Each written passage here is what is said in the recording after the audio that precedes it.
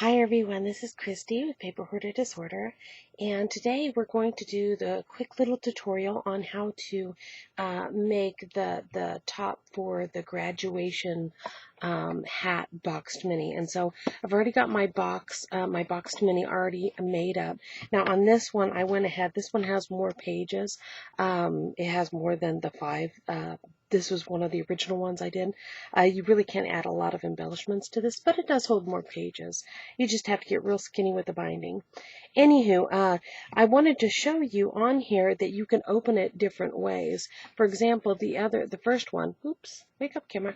The first one that I showed, it had its pages over here on this side, and it opened up this way. And of course, this way, it opens up like this. You can also, still put them on here, and they flip towards you, kind of like I did in the little dog boxed album that I did with the Bo Bunny papers a while back, last year.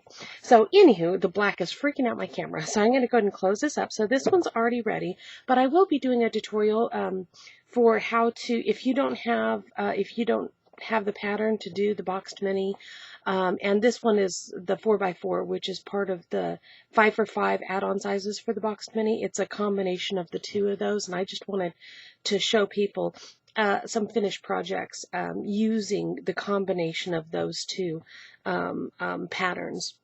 But if you don't have that and you just want to make a regular box with a lid, I'm going to show that one in the next video. Okay, so right now, either way, you're still going to need to make this top cap. So what I've done here is I have 2 pieces of chipboard, and these are 6x6 pieces. And this is medium weight chipboard. It's about 1/16 of an inch thick. It's nice, sturdy stuff.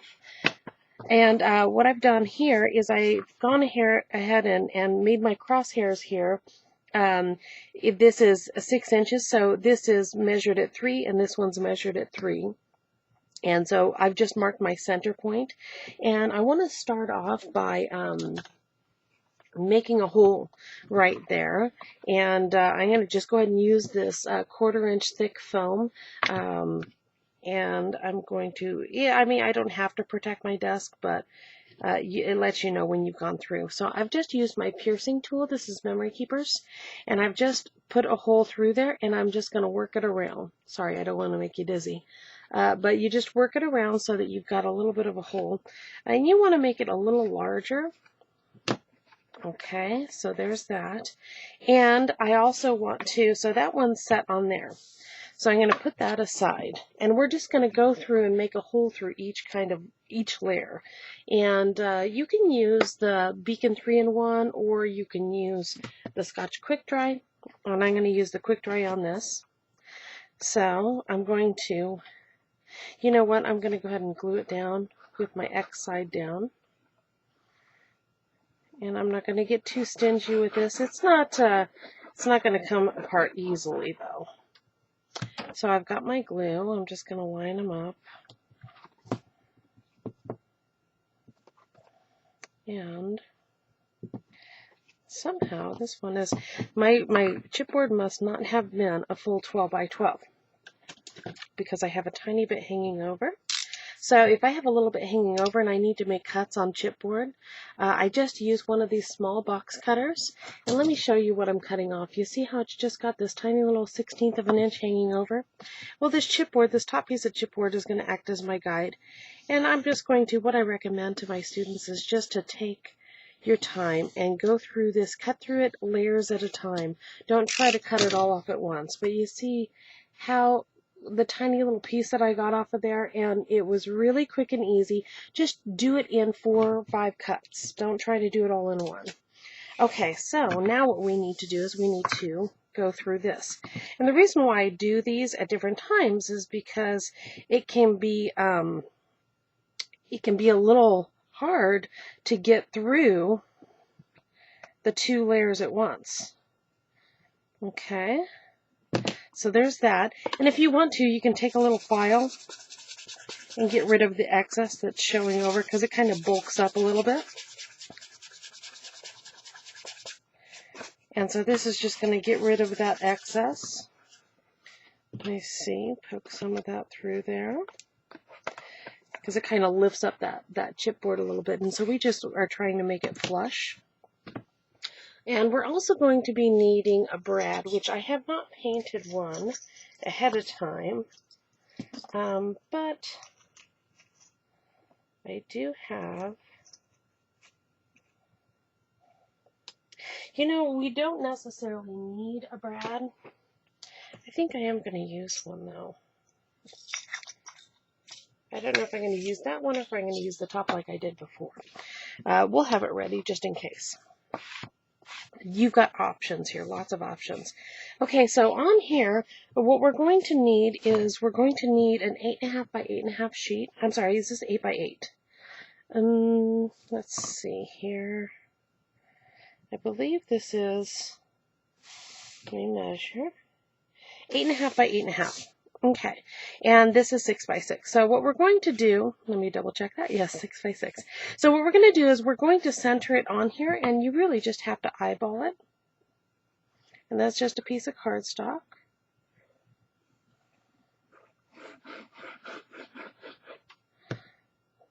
So we're just going to go ahead and center it on there best we can.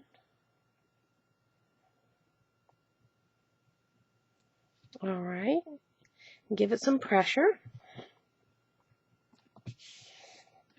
All right, you want at least an inch overlapping, and here we have about 1.25 inches on all sides.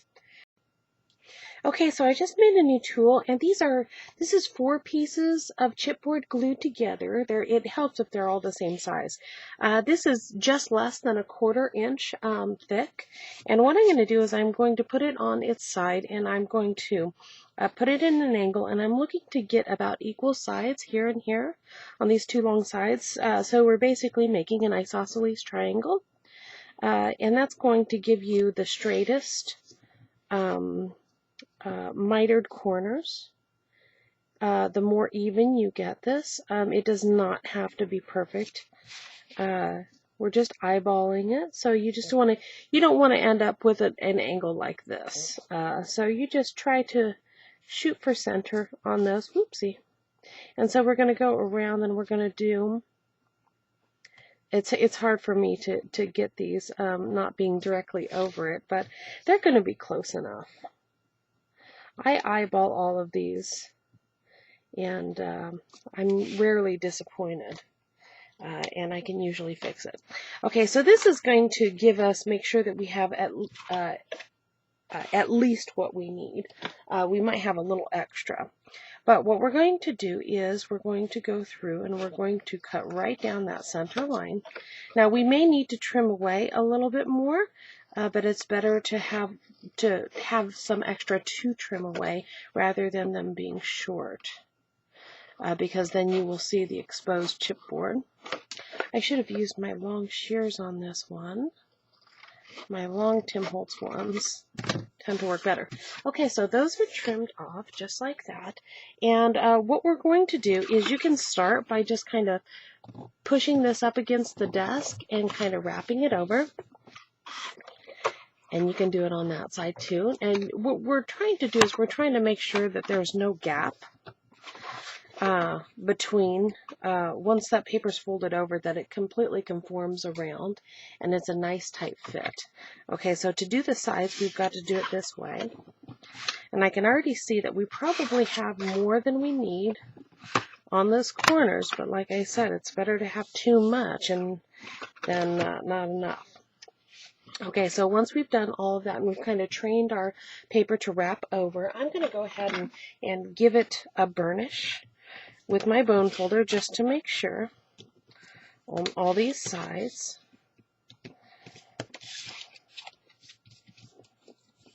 Okay, and let's see here. Let's see how much we're going to need to trim off. Okay, so when I go to wrap my corners, what I want to do is I want to start on the end and I want to work my way in, round the corner, and flatten it out. And let me show you what I mean by that. So we're going to round the corner and flatten it out, just like that. And we're going to do those on the parallel sides. Okay, and then we're going to go ahead and close it up and look. And I actually don't mind that. We can trim it off a little bit, You might be able to get away with using just 3 layers of chipboard, but be very careful when you're taking off extra pieces here. You can see the skinny little piece I just took off. It is not much. It's about a 1/16, maybe a tiny bit more. Okay, so it looks like probably we could, let me find those bigger scissors. Those are so much better. There they are. There's my favorites. Okay, so I'm just going to go ahead and, since I've already done one corner, I'm kind of committed to do the others. Okay, so I'm just going to freehand it. Like I said, you don't have to be exact with this. So a tool that does 3 sides, like I said, I eyeball this, so I didn't really do measurements the very first time. Okay, so now we've got those. So let's go ahead and close that up. That's good. And let's go ahead and do the same thing on the opposite corner. Tuck them in, fold them up. And you get to see exactly what it's going to look like. Let me bring that up to you before you're committed to it. Okay, so next what we want to do is take some square tape. I'm using a 1/4 inch. You can use 3/8. You could use 1/2 inch. 1/8 inch might be a little bit too little. So on this, when I put on the score tape, and I'm using the Cameo tool as a ripper, and I leave just a little bit of black showing. And basically what this does, adding the score tape here, it kind of holds it in place while the glue has a chance to dry, and it also works as kind of a dam to keep the glue from spreading out. You can see I'm spinning this around to find the right angle so that I don't have to cut twice and I don't have to rip more than once, so it just automatically lines up on those edges so we don't have to trim. You can see that's why I was spinning it around looking for the right angles. So of course we always want to burnish down our score tape. Okay, let's go ahead and make our hole before we forget. We haven't covered our top yet, but let's go ahead and do it. Okay, and it's really easy to go through the cardstock. I don't want to forget though. Okay, so now what we're going to do, let's see, we've got these are the angles going to go in. These are the ones that we wrapped around, so we want to glue these down first. Okay, so we're going to peel the backing, add our glue right there in the gutter, and then this other section that doesn't have the score tape, and we're just going to wrap it over. Start in the center and work your way out so you don't get that tapered effect.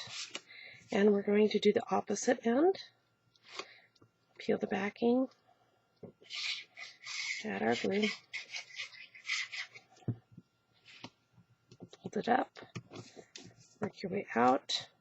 Really seal down those corners. Okay, and make sure our corners are still trained in. And you can go ahead and double check, make sure it's going to look exactly the way you want it to. Oopsie. Come here, you. Add our glue.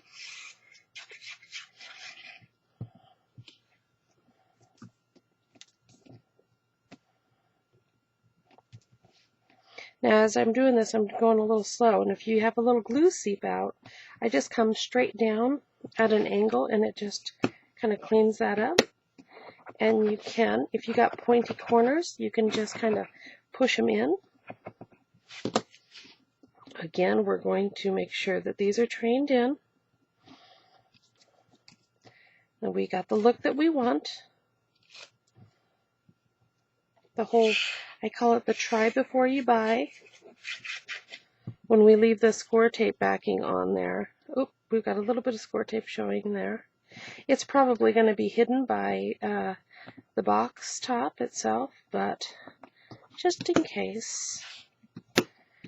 Now, you don't need to get this specific with it. I always try to, you know, make it presentable, even if it's not going to show so much, because it's good practice for when you're wrapping your covers on your books, to really get that fine mitered corner. The more you do it, the better they look. And so there is our top so far, and what we have to do now, so this is just going to be attached straight onto here. So this is actually ready. You can see here that it goes right on top there, and we have an inch overlap, so that's why we needed that 1.25 inches. So yeah, we still have, actually we have an 1 1/8 inches because we ate up a little bit on the side here. So this one is ready to glue down now, but let's go ahead and do our pattern paper. So on this one, I'm using the DIY shop. Sorry about the glare. When I use these specialty papers, I cut them while they're still in their plastic, A, so I don't have to take them out of the plastic, but B, so that whatever is left over is still protected. And I can just put these 3 pieces together, and it's still protecting the foil, and I don't have to fight with that bag to get them in and out. So that's a little trick that I've kind of figured out along the way, and hopefully you guys might already be doing it, but if not, it really does help. Okay, so I cut this to a 6 by 6, but you know me, I don't like it going all the way to the very edge because it tends to peel up. So I am just going to take off, I think, about 1/16 of an inch off of each side here, each of the 2 sides.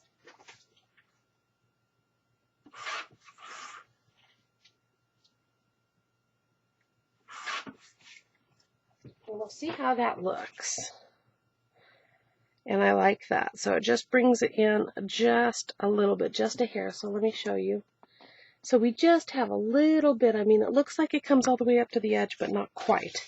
Okay, so this paper tends to round, so I'm going to try to flatten it out some. And I'm also going to ink the edges because we brought it in some. It's not going to be as easy to ink those edges once it's on there. Okay. So that goes on there. Oop, one more. So we're just kind of knocking the white off there so it doesn't stand out and attract too much attention. And we're going to, when I have a chance, when I have the opportunity, if I have the option of either applying the glue to the paper, or if I know exactly where it needs to go on the project, I will typically apply the glue to the project. So on this one, what I'm going to do is I'm coming on this, and then I'm going to come on the edge of this because I want that glue to go all the way to the edge there. So I'm going to do kind of a combination. It makes it easier to work with the paper when it's not completely loaded up with glue. Okay, so we're just going to center that on there, and of course with glue we have a little bit of wiggle room, and we're just going to add even pressure all the way around. Isn't this gorgeous paper? So this was, yeah, American Crafts DIY shop, and it says gold foil on black paper is the title of the sheet, and I just really love this. You saw before I used the chevron here, and you also saw on the girly card I used that glitter and velvet cheetah print. Isn't that just so pretty? And you can really see the dimension of it. Using those 2 sheets of chipboard glued together really gives, I mean, it's really substantial. It has some weight to it. So again, we need to get our hole, and I really do, and I like to go through these layers one at a time because it makes them much more precise. Okay, so there we have our hole there. So we've gone through all of our layers. Okay, so I also found, I'm using a little bit of Offray ribbon. This is 1/8 inch black. And I cut a piece somewhere. Okay, here it is. I cut a piece that is 8 inches long. And I'm also using this little tassel here. Now, on the original one that I showed, they were all sold out of these. These come in packages like this. Here's the silver. These are from Hobby Lobby. So here's the gold and here's the silver, and you can see there are a bunch of them. But when I went to go get these, it was during, excuse me, it was the week before graduation around here, and they were completely sold out. So I was not able to get these little ones. So what I did is I took these long tassels and I colored it with acrylic paint. Now it will get a little bit crunchy, and you have to keep on playing with it while it's drying so that the little pieces don't get kind of glued together, because the acrylic paint definitely has a fixative in it, and it's going to try to act as a glue. So you have to keep on messing with it and keep on spreading the little fibers apart to keep them from gluing together. But it will work. And then I just gave it a haircut. So that's what I used on here. And the little strings on this one is much longer than this as well. But you can use these. Here's white that you can color. Black, you could just leave black, so that one's ready for you. Or you might be able to find the little silver ones and the little gold ones. So again, but this is not long enough to reach to the center. And I want it to be able to move, you know, for to kind of act like the ceremony. Okay, so what I'm going to do here is, you know what I'm going to do is I'm going to do it in the center. I'm going to take the center, and I'm going to use a teeny weeny little stylus here. So it's teeny little ballpoint.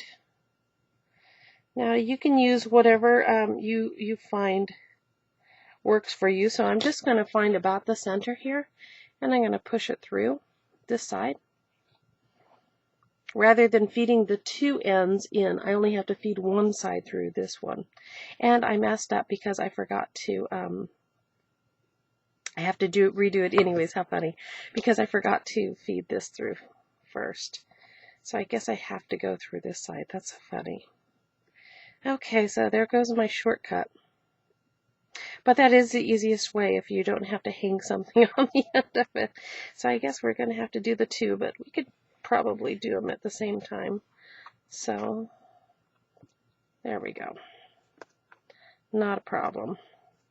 And that's the reason why I kept on making that hole larger, is so that this would fit through there. Okay, so that's about, we just have to figure out where we want it to fall. And it's hard to show you here, but I want it to go from here to here. And I think that this is about where I want it. I think that that is about right. I might end up tying this in a little knot up here. I wonder what it would look like if we tied this in a knot. I'm going to do it loosely. You know what? I'm going to do it while, oopsie. I wonder if you can do that. Hold on. Let me go ahead and put it in here. I can always do this at a later time. I'm wondering if it would tighten this up here so it wouldn't be so loosey-goosey. I usually figure this, have all these things figured out, but I didn't do this before on the last one. And you know, every time you do another project, it always ends up changing slightly. Okay, so again, I just want to get the length right. So I'm going to mess with that later. So I've got the length right so that it will go from corner to corner. And that's where I want it. So I'm going to hold these in place. And I'm going to go ahead and glue those down. First, I'm going to tape them down. Okay, I'm just going to take a couple pieces of score tape. And I'm going to tape them down.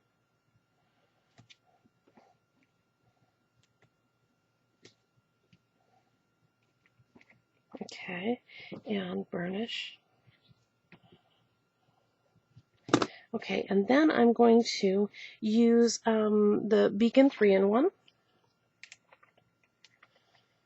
because the glossy accents won't hold. The glossy accents and the Scotch Quick Dry are not very good at holding any kind of fabrics.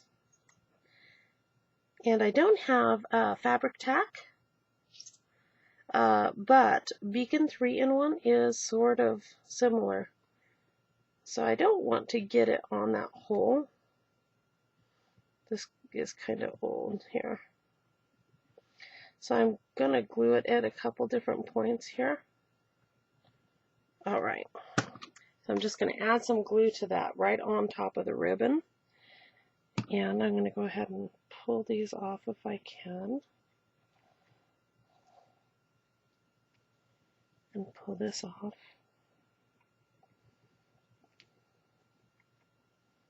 Just like that. All right, and so now we can go ahead and apply. Now this one we can add our Scotch Quick Dry to.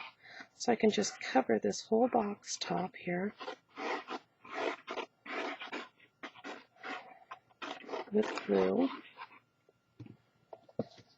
And we can just take this and we're just going to touch it on the top there.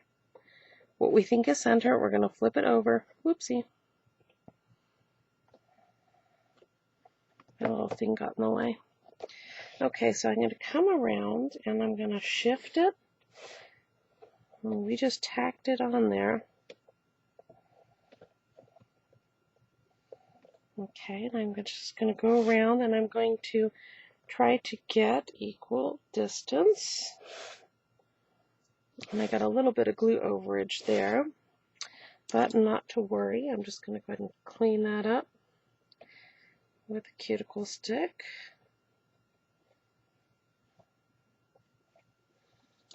Okay, that one's a little bit much. I can rub them out.